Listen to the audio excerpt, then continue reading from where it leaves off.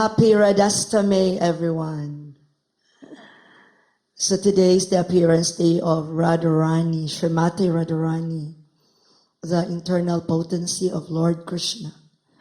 So Bhagavan Das is not around this morning because he went somewhere for a very important reason, and he's leaving me these readings to be read to everybody. So this is in relation to the appearance day of Lord of Srimati Radharani. Okay, so let's first offer our obeisances unto our dear spiritual master. Nama Om Vishnu Padaya Krishna Prastaya Bhutale Srimate Siddhaswarupananda Paramahamsa iti namine Bhaja Shri Krishna Chaitanya Prabhu Nityananda Shri Advaita Gadadhar Shivasari Gaur Bhakta Vrindam Hare Krishna Krishna Krishna Hare Hare Hare Rama Rama Rama Hare Hare. Happy Radhastami, Hare Bol. May I request the teachers to be here in front as usual.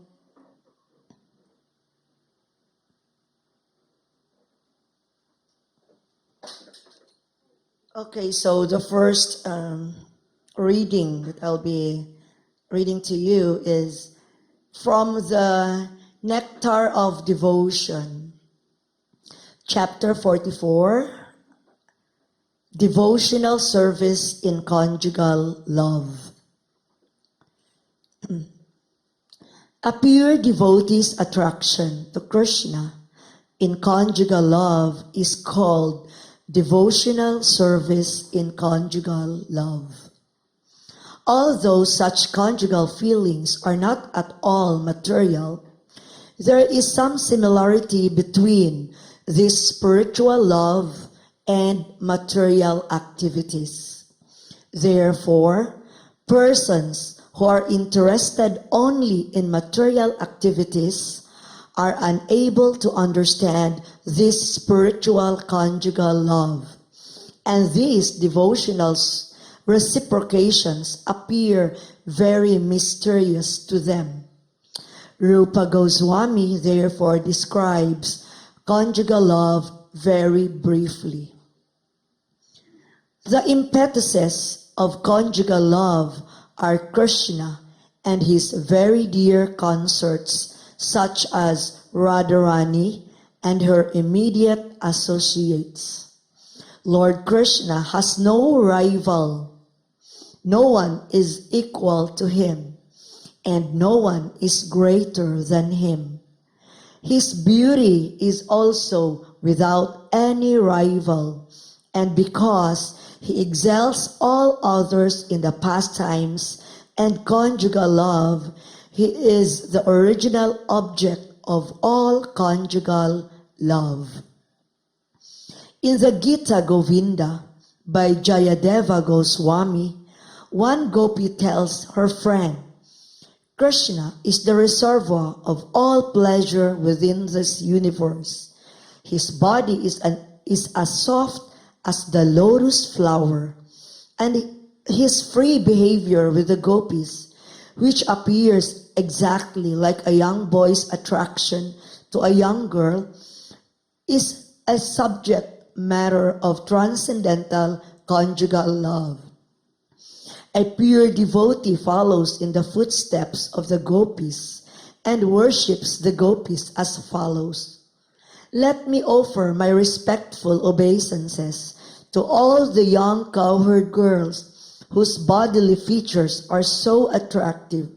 Simply by their beautiful, attractive features, they are worshipping the Supreme Personality of Godhead, Krishna. Out of all the young gopis, Srimati Radharani is the most prominent. The beauty of Srimati Radharani is described as follows. Her eyes defeat the attractive features of the eyes of the kakori bird. When one sees the face of Radharani, he immediately hates the beauty of the moon. Her bodily complexion defeats the beauty of gold. Thus, let us all look upon the transcendental beauty of Srimati Radharani. That's why I'm putting here his frame, Radha and Krishna. Krishna's attraction for Radharani is described by Krishna himself. Thus, when I create some joking phrases in order to enjoy the beauty of Radharani, Radharani hears these joking words with great attention. But by her bodily features and counter words, she neglects me, and I even possess unlimited pleasure by her neglect of me, for she becomes so beautiful that she increases my pleasure 100 times. A similar statement can be found in Gita Govinda, wherein it is said that when the enemy of Kamsa, Sri Krishna, embraces Srimati Radharani, he immediately becomes entangled in a loving condition and gives up the company of all other gopis. In the Padya Valley of Rupa Goswami, it is stated that when the gopis hear the sound of Krishna's flute, they immediately forget all rebukes offered by the elderly members of their families. They forget their defamation and the harsh behavior of their husbands. Their only thought is to go out in search of Krishna. When the gopis meet Krishna, the display of their exchanging glances, as well as their joking and laughing behavior, is called anubhava, or sub-ecstasy in conjugal love.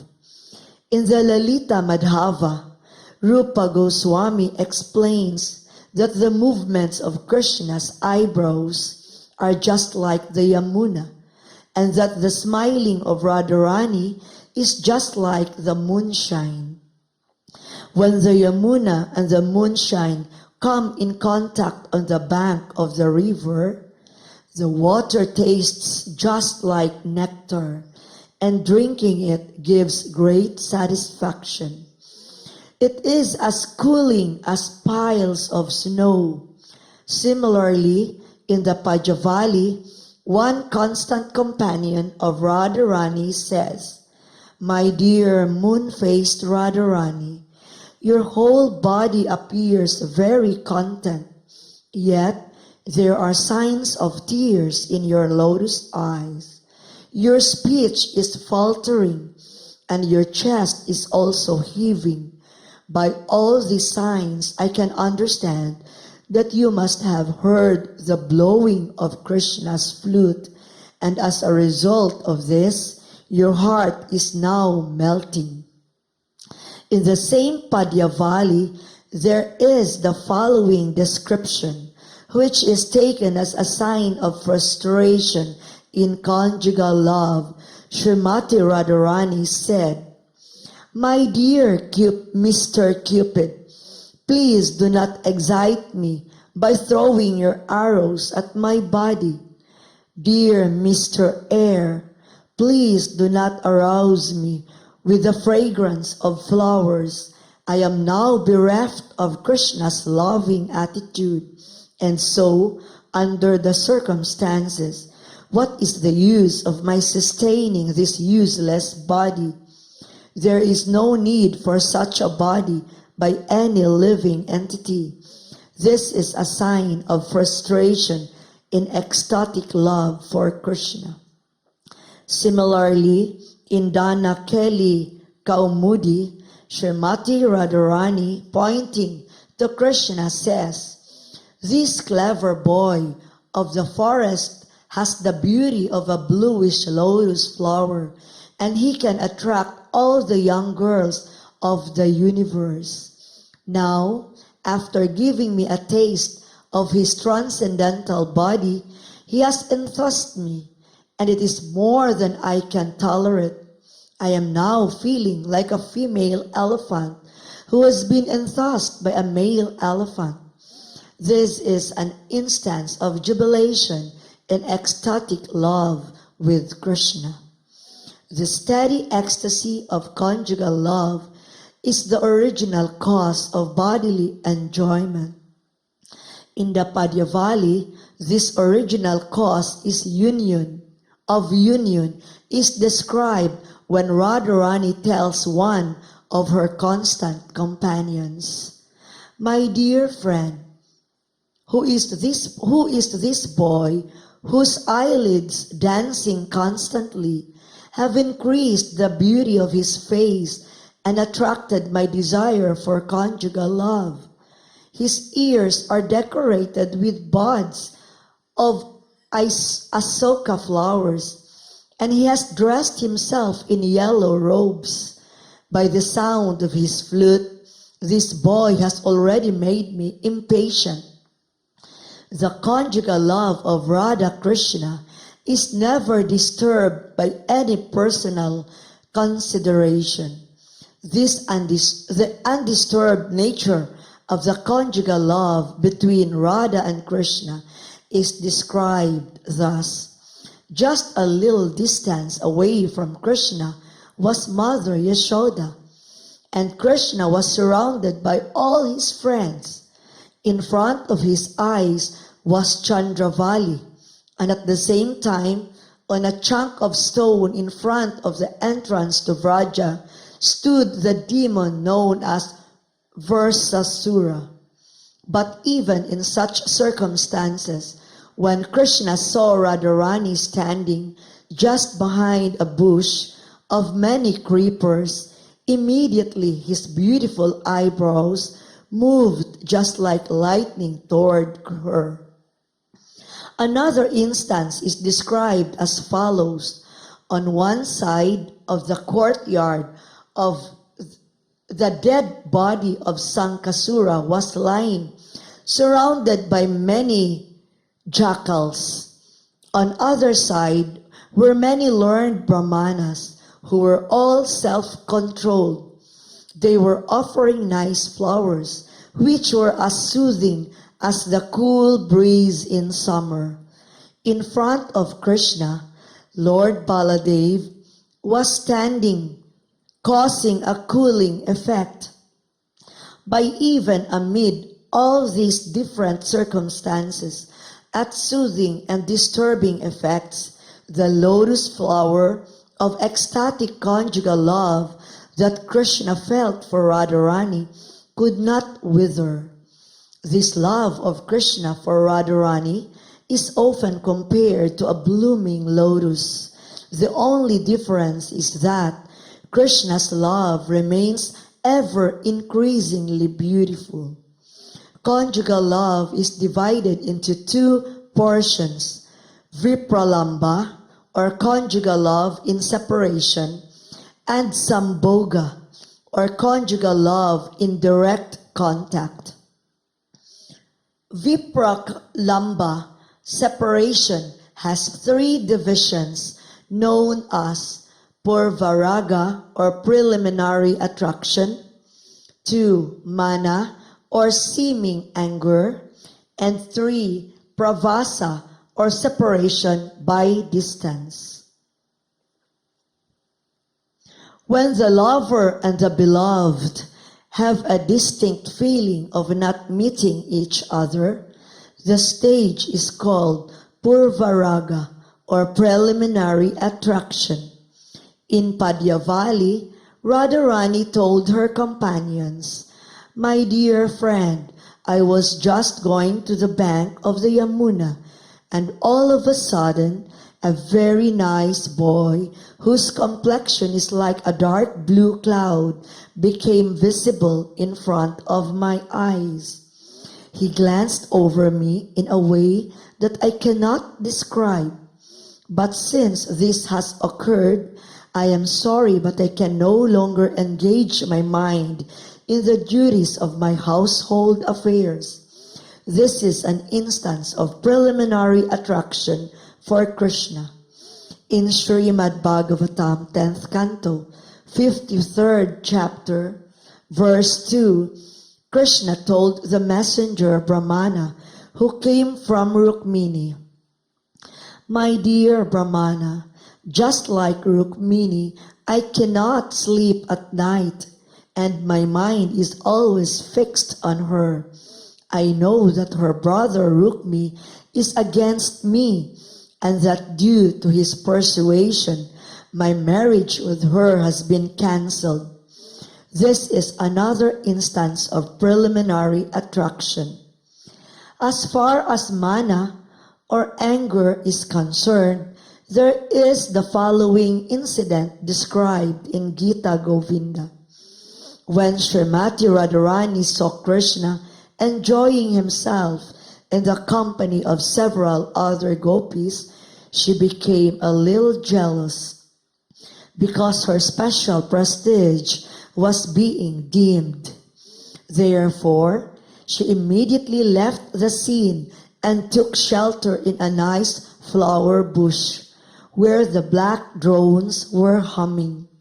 Then, hiding herself behind the creepers, she began to express her sorrow to one of her consorts. This is an instance of a seeming disagreement. An example of pravasa, or being out of contact because of living in a distant place, is given in the Pajavali as follows. Since the auspicious day when Krishna left for Mathura, Srimati Radharani has been pressing her head on one of her hands and constantly shedding tears. Her face is always wet now, and therefore there is no chance of her sleeping even for a moment. When her face becomes wet, the sleeping tendency is immediately removed. So when Radharani was always weeping for Krishna because of his separation, there was no chance of her getting any sleep for herself. In the Prahlada Samhita, Uddhava says, the Supreme Personality of Godhead, Govinda, pain-stricken due to being pierced by the arrows of Cupid, is always thinking of you, the gopis, and he is not even accepting his regular lunch, nor is he getting any proper rest. When the lover and beloved come together and enjoy one another by direct contact, this stage is called Sambhoga. There is a statement in Padyavali as follows. Krishna embraced Srimati Radharani in such an expert manner that he appeared to be celebrating the dancing ceremony in the peak of the peacocks. Sri Rupa Goswami thus ends the fifth wave of his ocean of the nectar of devotion. He offers his respectful obeisances to the Supreme Personality of Godhead, who appeared as Gopala, the eternal form of the Lord. Thus ends the Bhaktivedanta summary study of the third division of Bhakti Rasamrita Sindhu in the matter of the 5 primary relationships with Krishna. So Bhagavan Das also has instructed me to read this from the teachings of Lord Chaitanya. In the introduction of the teachings of Lord Chaitanya.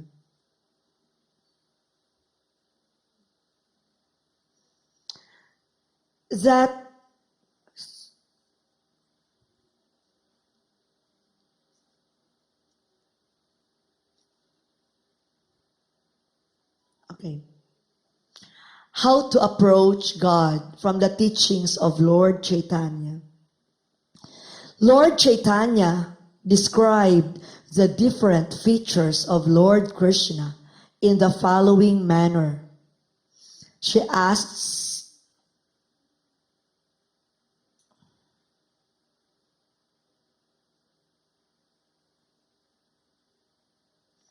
oh wait,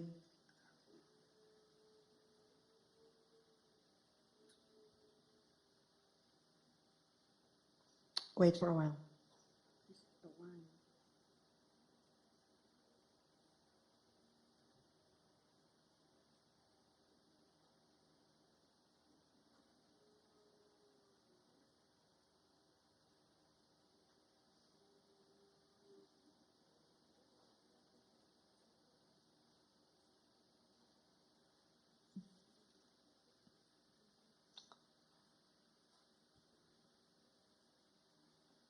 Here.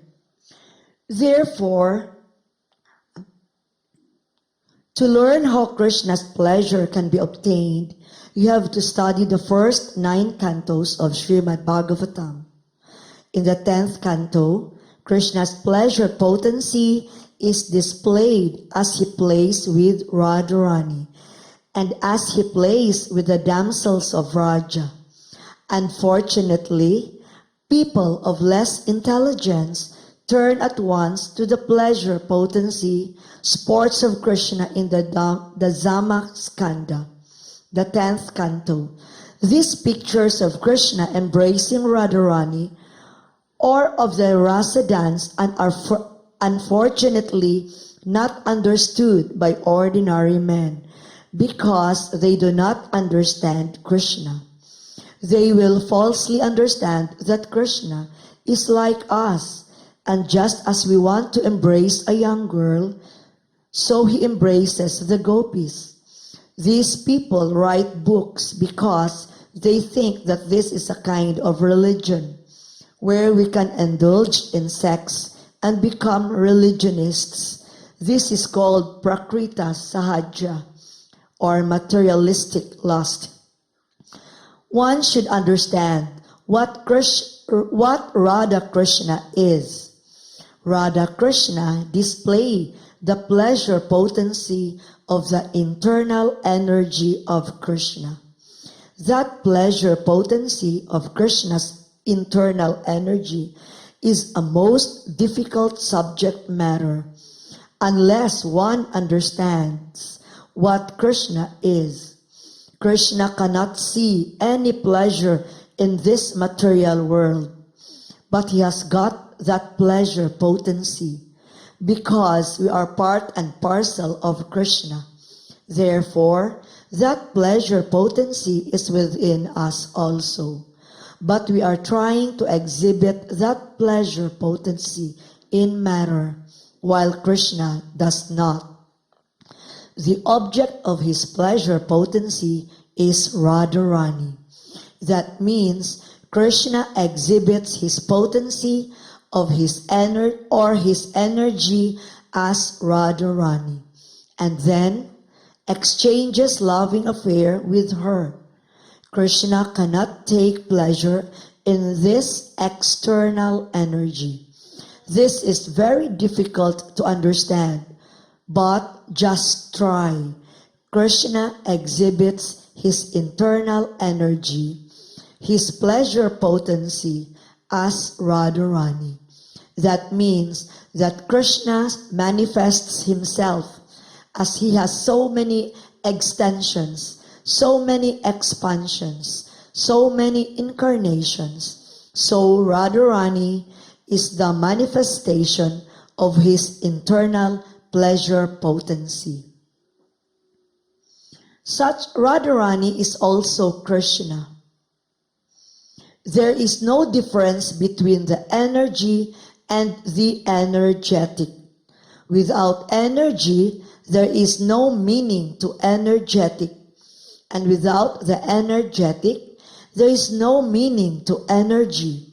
Similarly, without Radha, there is no meaning to Krishna. And without Krishna, there is no meaning to Radha. Therefore, the Vaishnava philosophy first of all worships the internal pleasure potency of the Supreme Lord. It is always said, Radha Krishna. Although the author is going to explain the intricacies of this pleasure potency, he first of all utters the name of Radha. Similarly, those who worship the name of Narayan first of all utter the name of Lakshmi.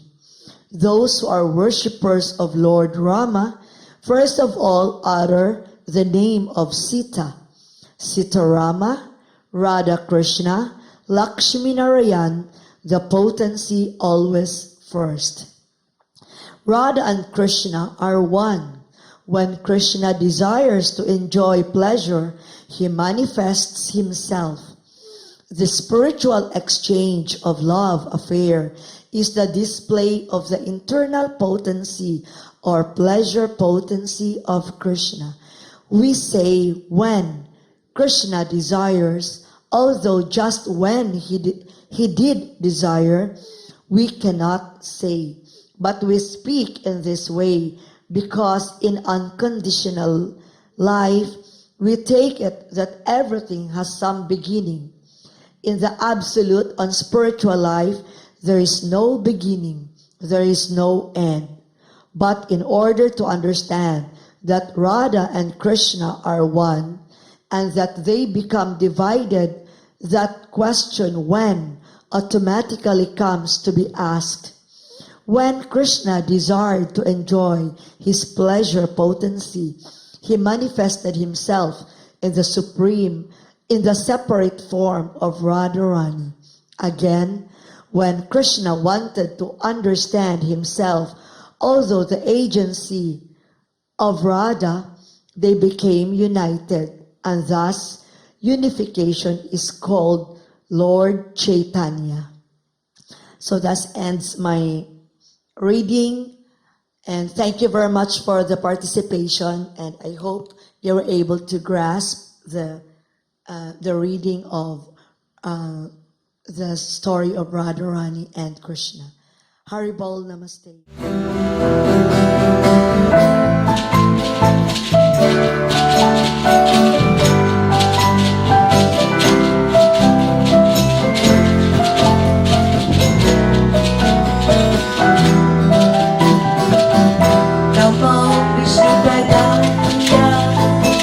Krishna Prasthaya Vitale Srimati Siddhaswarupananda Paramahamsa